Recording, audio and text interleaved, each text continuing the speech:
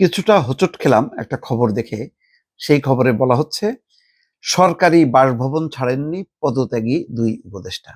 এটা ঠিক হয়নি। আমি বারবার বলছি যে তাদের আরো আগে পদত্যাগই করা উচিত ছিল। একদম শেষ সময়ে তফসিল ঘোষণার পর তারা পদত্যাগ করলেন। এটা ঠিক হয়নি। এটা তাদের জুলাই যোদ্ধা, তাদের নামের সাথে কামের তো মিলল না। তাদের মানে তারা সরকারি সুযোগ সুবিধা এটাকে তুচ্ছ জ্ঞান করে।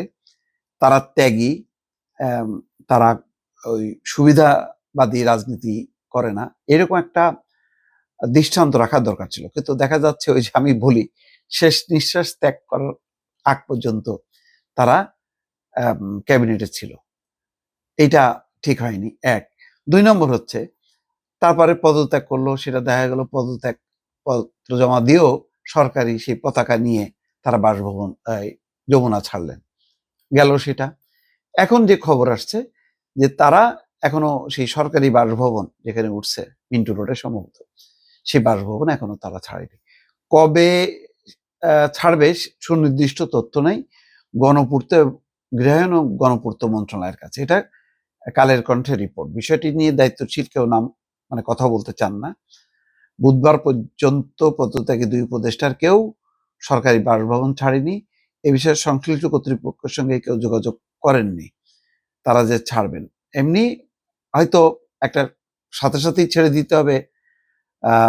বলা হচ্ছে যে সরকারি চাকরি থেকে অবসরে ২ মাস পর্যন্ত বাসভবনে থাকতে পারে, তবে সন্তানরা শিক্ষা প্রতিষ্ঠানে অধ্যয়নরত হলে আরো ৪ মাস পর্যন্ত থাকতে পারে। তো এটা তো আসলে, তারা তো সরকারি কর্মকর্তা কর্মচারী না, তারা উপদেষ্টা মন্ত্রী পদমর্যাদায়। তো এর আগে আমরা গোলাপের দেখছিলাম যে কবে কি বিশেষ সহকারী ছিল তাই নিয়ে সে বছরের পর বছর কাটাইছে, এটা নিয়ে রিপোর্ট হয়েছে। তো একইভাবে তাদের ক্ষেত্রে এই জিনিসটা মানে প্রযোজ্য হবে, কারণ এটা তো তাদেরকে অন্যভাবে দেখে মানুষ, এবং দেখতো, আমি মনে করি না যে এখনো হয়তো দেখে, যে তারা হচ্ছে জীবনের বিনিময়ে জীবন উৎসর্গ করতে চাইছিল, এমন একটা আন্দোলন। কিন্তু এরপরে সরকারি সুযোগ সুবিধা, তারপরে এই যে এখন খবরটা আসলো যে তারা সরকারি বাসভবনে এখনো পর্যন্ত আছে, হয়তো ১ মাস থাকতেও পারেন, সেটা সমস্যা না, কিন্তু এটা মানে পরিত্যাগ করা দরকার ছিল সাথে সাথেই, যেহেতু জানেন তারা যে কবে তারা পদত্যাগ করবে।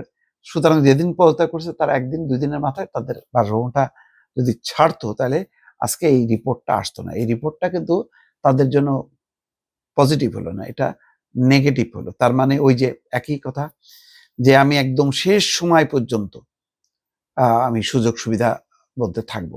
তো সেটা কিন্তু এটাই হলো। তো এটাও কিন্তু মানে তাদের যেই ত্যাগ, ত্যাগের সাথে মানানসই হলো না। আরেকটা কথা হলো যে এমন সুযোগ সুবিধা নিয়ে আমি সরকারি বাসভবনে থাকছি না, কিন্তু আমি আবার বক্তৃতায় যখন দিচ্ছি তখন প্রশাসনের আবার সমালোচনা করতেছি, সরকারের ব্যর্থতার কথা বলতেছি। এটা কি হইল? মানে পদত্যাগ করার সাথে সাথেই আমি সরকারের সমালোচনা শুরু করে দিলাম। সরকারি বাসভবনে এখনো আছে, আমি সরকারের সমালোচনা করতেছি।